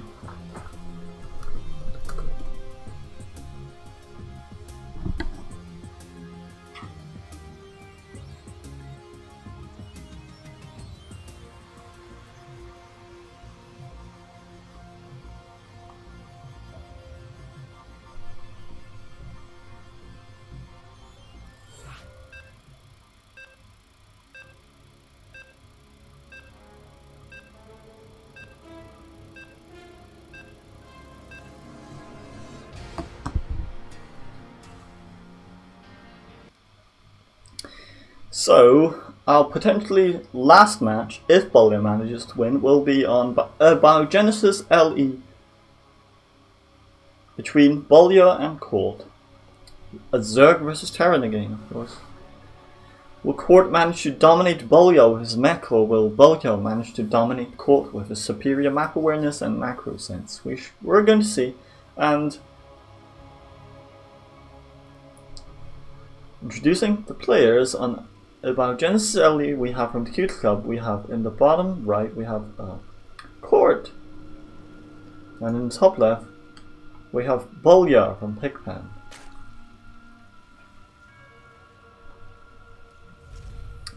SCB is going to start building Supply Depot, and Court throws out the good luck, have fun, even though Court severely messed up his tank micro when he did play against Bolya.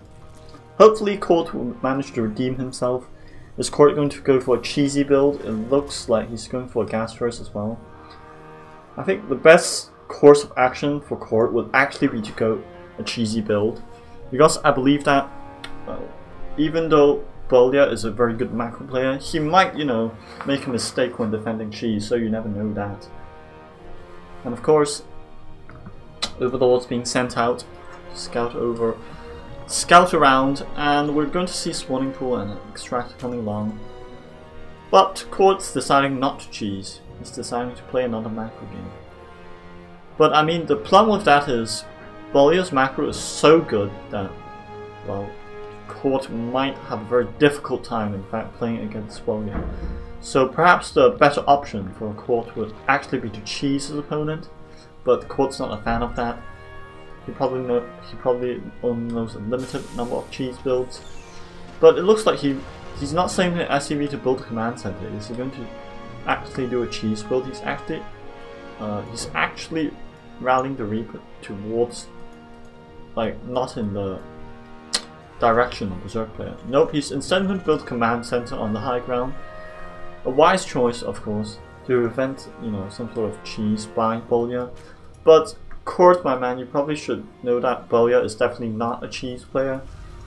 And indeed, Court is going to throw down a factory, but the command center on the high ground is probably a little bit too much. Like, you know, Bolya's 90% probably going for. Nope, it looks like Bolya. In fact, he's spicing things up. He's getting a roach warren, and he's going to infest Walt with some cockroaches. Some mutated cockroaches. And these Zerglings are going to be hanging out. A dual pair. I wonder if Zerglings actually have gender. Is this a he Zergling? Is this a she Zergling? Who knows? Nobody knows. Nobody needs to know. Zerglings have such short lifespans anyway. Why do they need to reproduce? They don't need to reproduce. And indeed, the factory actually lands in time. And indeed, Court is going to be producing his first Hellion. He's going to be upgrading his command center to orbital command. He's going to micro the Reaper around a little bit. But whilst that is happening, Bolya, what are you doing, my man? What are you doing? Ravagers? Oh, this is disgusting. This is absolutely horrendous. In this case, I think Court's strategy was actually good. And note that there's no sign that Bolya is actually going to do a roach rush. In fact, Court hasn't actually even noticed the roach one. He's just, you know, playing by his intuition, I guess. But these Ravagers are going to get some severe damage dealt. And indeed, the first Cyclone is going to come out where the Ravager can kill Cyclones very quickly. And indeed, the starport does complete. And even though Bolya didn't manage to bust up that ramp, he's really pressuring the Court to not expand here. So Court, every second that passes, Court is going to be at an economic disadvantage. And these SCVs are going to be repairing, but I mean, one Cyclone, come on, be careful with that Cyclone now. Banshee is going to come out. The Banshee is basically going to take care of the Ravagers. But Court should probably pull some more SCVs to repair Supply Depot and the Cyclones, but he's choosing to repair the Cyclone instead. Which is a good choice, I'd say. The Supply Depot is just barely out of death's reach. And the Ravagers, still, this was completely worth it for Bolya in my opinion. Bolya is in the supply lead and he's at a very good economically. Look at the difference in income, it's just astounding. And so far for the units lost, he has lost, you know, 2 Ravagers, but surprisingly, Court has only lost 4 SCVs and a single Reaper, so you could say that it's probably good for either player. But Bolya, look at him. If I was playing against Bolya, I wouldn't ever play macro against him. I would just cheese him every time. That would be a better option than to macro against Bolya. Anyway, we'll see some Hellions and Cyclones hanging out at the second expansion of Court. These tech labs are completely unused, and that's not exactly very good. And why are you building more tech labs? We already have a tech lab here. Oh my god, Court is addicted to tech labs. He's got all his needs in the tech labs. And we see the Banshee is going to do some sort of harass, but not a lot, obviously. Nope, the Banshee is just there from previously used to defend the Ravagers. It's now used as a sort of annoyance In fact, the Banshee doesn't even have cloak, and the queens are there just to chill with the Banshee. And we do see swarm hosts again. This is a very early swarm host, and Bully is going to probably put a swarm host here and try to, you know, cut off some production. But the number of units that Court has is probably sufficient to drive away Bolya's army. Indeed, what we see here is, let's see, we've got a Baneling Nest, we've got a Hydralisk thing. So Bolya is going for a Hydraling thing most probably, and what's Court's going to do some 4-drops again. This is staple. Court likes to do a little bit of 4-dropping just to make sure his opponent is on edge and is dancing on their toes so that they don't. Well, looks like Court managed to spot the Swarm Host. In fact, Swarm Host is killed super quickly by the 4. And because Bolya doesn't have any Hydralisks right now, I mean, can't do anything about those medevacs. I wonder, what is Bolya going to do? I'm sincerely hoping that Bolya is going to play to its best here, but we all know that, well, he's played quite a few games already. He's probably a bit tired out, you know.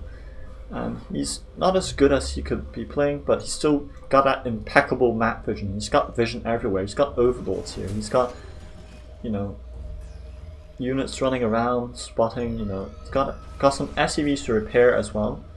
Court pulling a few SCVs to repair. Clever. I'm not really sure why these Cyclones are actually.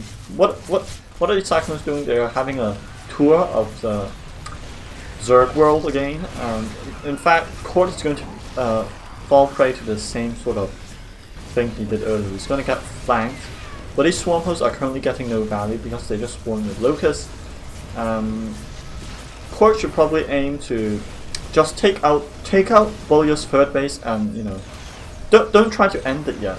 Like there's so many Swarm Hosts. Just take down his third base and slowly work towards it. Don't get greedy. But Court is obviously not listening. He's probably very tired of these Swarm Hosts, and indeed the Swarm Hosts do get cornered. So in fact, Court does manage to kill all the Swarm Hosts, and it looks like Court is taking a dominating lead in this game. But I mean, Bolya does have a few Roaches, but Roaches melt against Cyclones and 4s. And I think that Bolya actually has nothing, and he taps out, and Court takes the victory for QTclub. Oof. That was good. Well played, Court.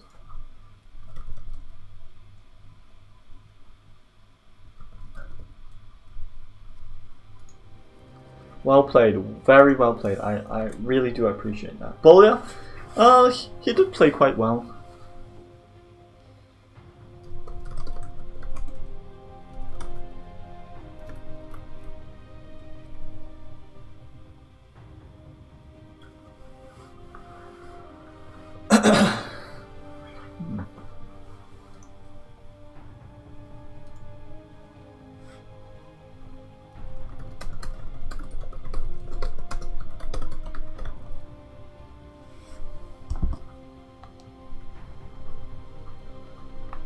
Well, let's have a look at the chat. Since I don't really read chat while I'm casting, it's actually quite hard to keep up. And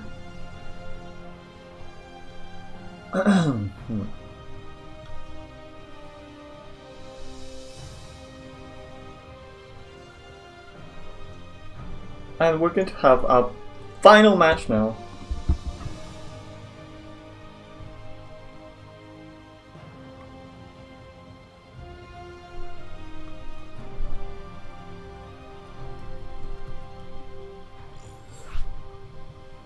And our final match will be played on Neon Violet Square LE.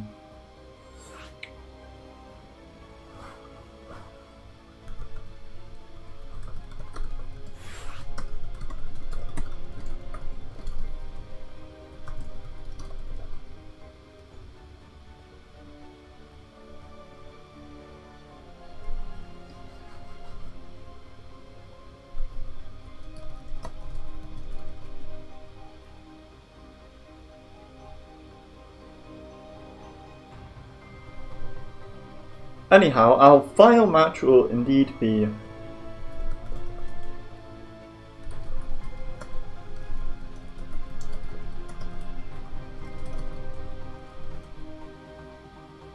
between Bolya and Court on Neon Violet Square LE.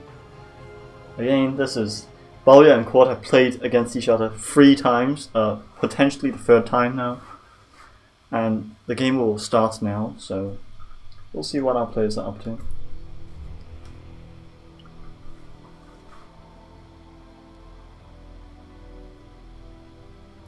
And indeed, our final match of the PiGPan versus QTclub clan war today.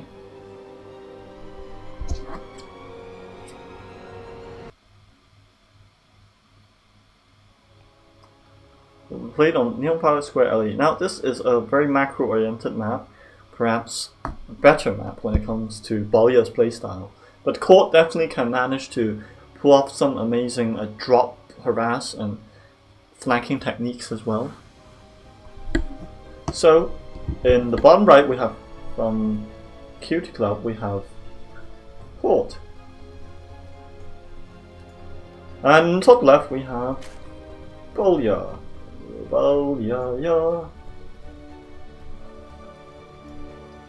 Indeed, we're going to be seeing Bolya and Court facing against each other for the 3rd time now, 3rd time in a row. Let me just update the score so that's correct. It is a best of 7. No, yes, it's best of 7 with revive enabled. Indeed, we're going to be seeing some sort of, I hope, another macro game, but Court probably is deciding that, well, you know, I won against Bolya last time, but that was in the early game, so the early mid game. I would definitely love to see Bolya utilize his macro strategies against Court again, for they are very good. And of course, let's see what these players want to do. Hatchery is going to be there, and stand build coming right up along. And man, has this been a tiring cast for me. I've been casting for nearly 90 minutes non-stop now.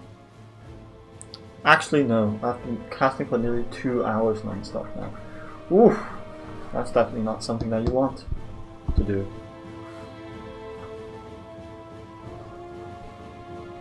Good lord, my throat is dry and my brain is not working as well as it could be.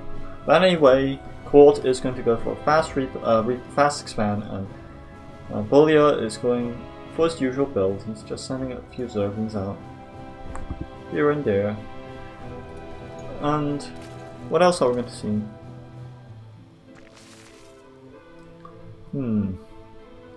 Nothing special so far. As you can see at the production tab in the top left, we're just going to be seeing a very standard build by both players. Which leads me to think that, well, Court is going for mech game. It looks like Court really loves going back against Zerg so far. So far the times that he's played against Bolya, he's gone mech. Perhaps he doesn't favor, you know, doesn't favor the bio style of playing, so that could be a potential candidate as well. Whereas the Hellions are going to come out, and TechLab is going to come out. Starport switched over to TechLab. Standard opener for Terran over here.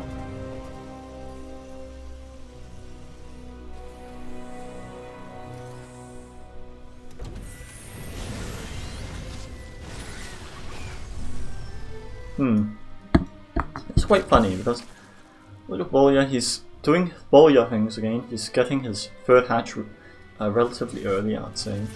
Well, maybe not too early, but I mean, look at the progress bar. He definitely started that very early. And so far the SCVs are just going to hang out with the Hellions. They're all going to be staring at this neon lights here. Neon violet square, I guess that's where the name comes from. Anyway, these overlords are going to be spotting any potential. Not sure what this overlord's here for. But Court, he's just macroing up as usual. And he's indeed going for a Viking as usual. Very standard, very, you know, your run-of-the-mill ladder builds here. But sometimes it gets exciting, so that's what we have to cast about. But Court, his Hellions aren't in the best position, and they do get a little bit bruised, and they're all killed instead. Meanwhile, Bolya is going to start macroing up like man he is. Whereas Court is focusing on getting Stim, actually. So he's not going for mech this time. He's going to try some kind of bioplay. I wonder what he's going to do, actually.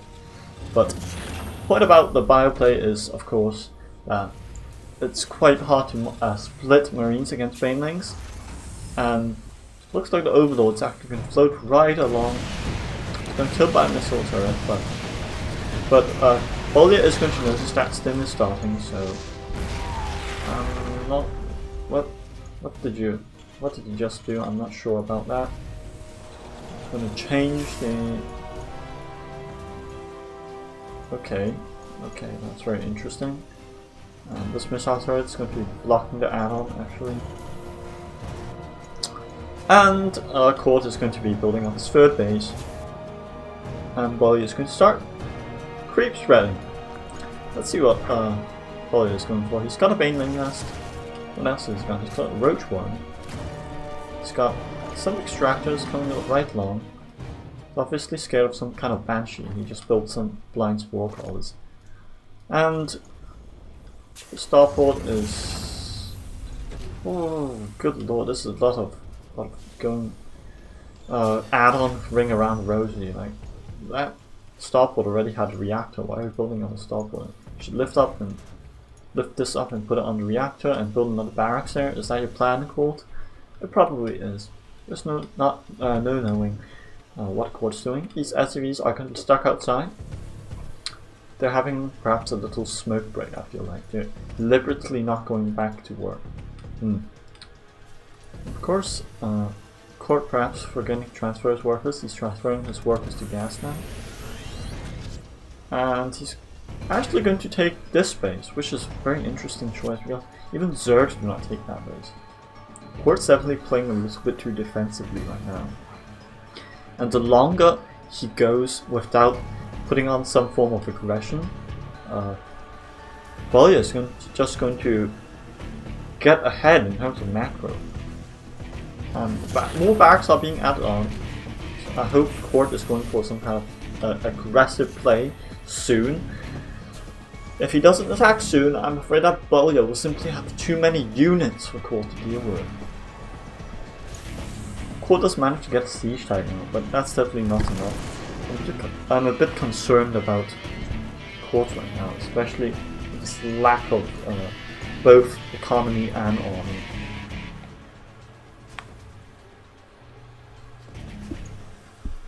Indeed, we're going to be seeing Bolya continuing to build up that economy, whereas he's going to continue spreading his creep, and once again he's gotten very good vision. I mean, this Zergling is very insignificant, right? But when you look at Bolya's view, you can see that he knows whether Court's army is going to start moving along this way. He doesn't really have vision of this side of the map, though. That's one of the weaknesses right now. But he's morphing in a few more Banelings. You know, he's sending in the circling here, He's got creep spread all over the map. We've got an Overlord to spot potential drops as well. And I mean, Court needs to make some form of attack before Bolya gets to a critical mass of Zerg units. I mean, Bolya's just going for the standard Hydroling Bane sort of style, but Court, he's trying to do some sort of drop, but I'm afraid this drop is probably not going to get a lot of value.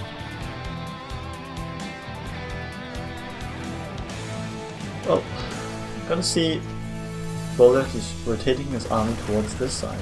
He's going to catch that drop off. Actually, Court does manage to pick up and attempt to drop in the main base, but these medevacs are stuck between the hard and the rock place. I mean, if the medevacs go this way, the Hydra's is going to catch them off, but where was that drop? This drop's actually not doing anything. He should drop him to clear up some creep, but decides not to.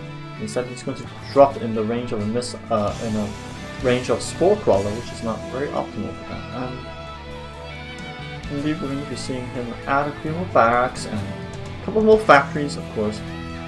And some Liberators are being produced, and I'm afraid that Liberators might not be the best choice here. I mean, Court's map vision has been very limited so far. Like, he can't really see what's happening inside the Zerg space. Look, he's barely seeing anything except this sort of thing. And of course, he doesn't know anything about this. He does know that Bullet is building a base at the gold expansion, but he hasn't spotted the lurker then. Actually, that's look at this. Look at this. Bullet, Court has no idea of the lurker then. That could be quite significant in the course of this game. Court is going to start establishing his so-called fourth base, but his third base here really isn't a full base. So sure, he's got a lot of gas from this, but these are a lot of Marines, but this tank is stuck as well. Can we have a Lord? This tank is really stuck, isn't it? I don't think. Well, maybe this tank is just misrouted. This tank should probably just go up and around him. It looks like we're having some lag issues, as per usual, because there are simply too many Marines floating out of. But what is this? What is this? It looks like Bullet is going to attempt a lurker drop. A lurker drop. Look, he's just going to send out his entire army, and good lord, the frame rate is just like playing a co-op mission on brutal difficulty. And it looks like this horrifying amount of Zerg units might just tip the iceberg. I mean, Bollia is nearly maxed out and Court is only at 155 supply. Court should not have played this passively. I'm afraid that there's really nothing to stop this sort of siege. And I mean, Court, yes, you've got Ghosts, and he just sacrifices Ghosts for nothing. These lurkers need to be a pain in the ass for Court. And indeed, a drop is coming along on the left side, but the lurkers, they're just gonna sit there, and it looks like Bollier's making a move. Nope, he's going to. And indeed, mind you, lurkers do a massive amount of damage to armored units as well, but Court manages to get a lucky scan. He manages to clean off all those lurkers, but at the same time, a lurker drop is happening, and a lurker Hydralist drop, and I'm afraid that with this amount of lurkers in position, Court's production is just going to get absolutely trashed, and he's forced to lift off his barracks. This is not optimal, and if tanks attempt to get close, they're distracted by lurkers, and there's absolutely nothing that Court can do about it, and I'm afraid this is going to be GG. These were excellent series of games played today. Very fun, very exciting to cast, but I'm afraid that Court is in no position to make anything happen. Indeed, more lurkers coming along. Bollia, mass lurker strategy. I love it. I love Bollia's style of playing. It's really exciting, really unconventional, but it works. And these mass lurkers are going to move into the range of the planetary, and well, not into the range of the planetary. In fact, lurkers outrange planetaries, so Court will tap out, and Bollia will take the victory for PiGPan. And today's Clan War is won by PiGPan, so there's that.